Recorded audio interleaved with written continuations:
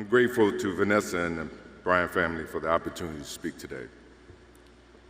I'm grateful to be here to honor Gigi and celebrate the gift that Kobe gave us all. What he accomplished as a basketball player, as a businessman and a storyteller, and as a father. In the game of basketball, in life, as a parent, Kobe left nothing in the tank. He left it all on the floor.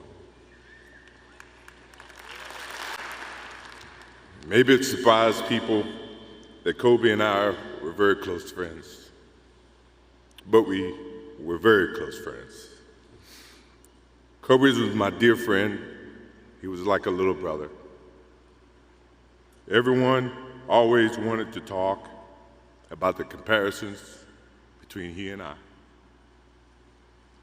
I just wanted to talk about Kobe.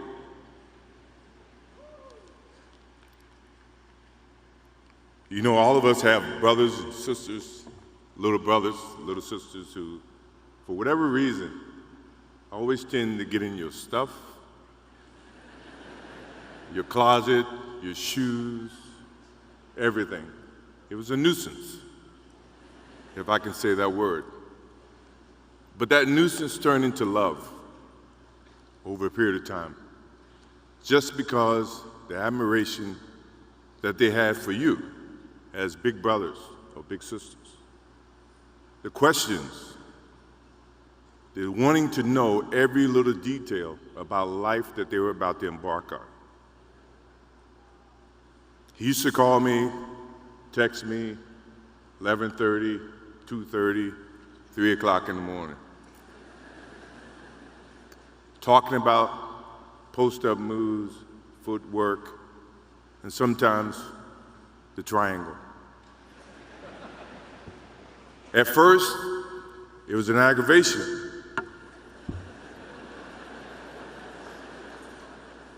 But then it turned into a certain passion. This kid had passion like you would never know. And it's an amazing thing about passion. If you love something, if you have a strong passion for something, you would go to the extreme to try to understand or try to get it. Either ice cream, Cokes, hamburgers, whatever you have a love for. If you have to walk, you would go get it. If you have to beg someone, you would go get it. What Kobe Bryant was to me was the inspiration that someone truly cared about the way I played the game or the way that he wanted to play the game. He wanted to be the best basketball player that he could be. And as I got to know him, I wanted to be the best big brother that I could be.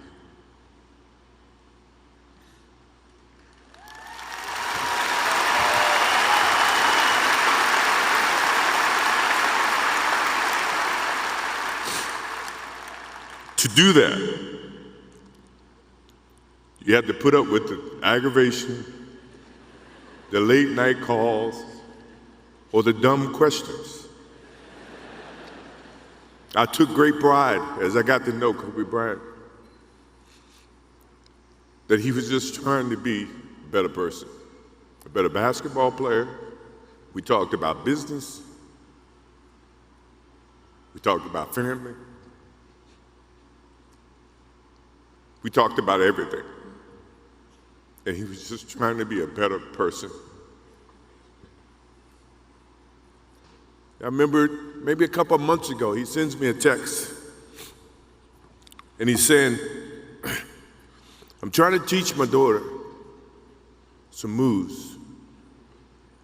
And I don't know what I was thinking or what I was working on, but what were you thinking about when you were trying to, as you were growing up, trying to work on your moves?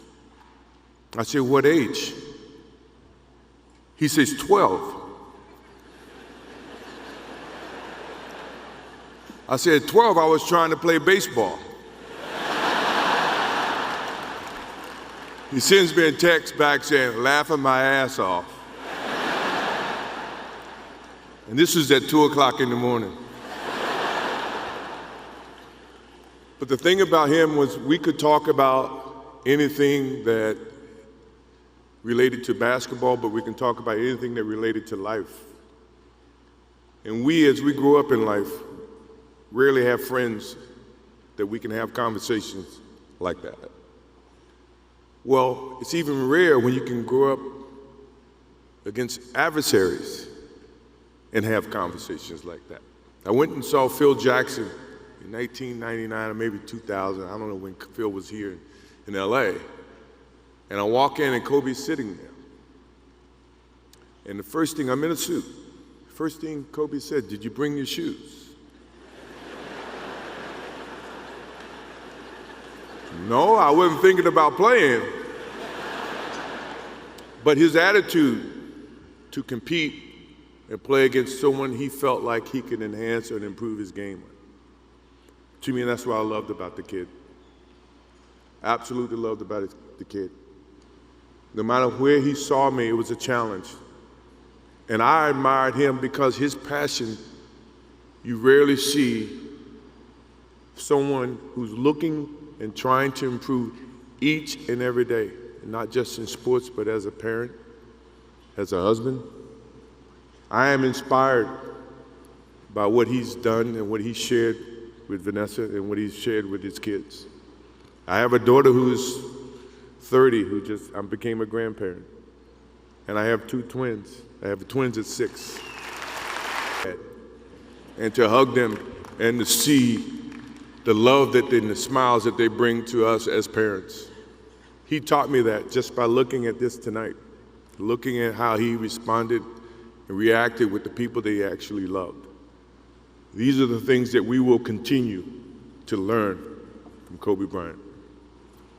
To Vanessa, Natalia, Bianca, Capri, my wife and I will keep you close in our hearts and our prayers. We will always be here for you, always. I also want to offer our condolences and support to all the families affected by this enormous tragedy. Kobe gave every last ounce of himself to whatever he was doing. After basketball, he showed a creative side to himself that I didn't think any of us knew he had. In retirement, he seemed so happy. He found new passions, and he continued to give back as a coach in his community. More importantly, he was an amazing dad, amazing husband, who dedicated himself to his family and who loved his daughters with all his heart. Kobe never left anything on the court. And I think that's what he would want for us to do. No one knows how much time we have. That's why we must live in the moment. We must enjoy the moment. We must reach and see and spend as much time as we can with our families and friends and the people that we absolutely love. To live in the moment means to enjoy each and every one that we come in contact with. When Kobe Bryant died, a piece of me died.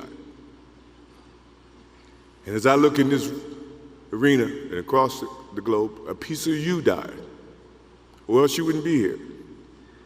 Those are the memories that we have to live with and we learn from. I promise you, from this day forward, I will live with the memories of knowing that little brother that I tried to help in every way I could. Please rest in peace, little brother.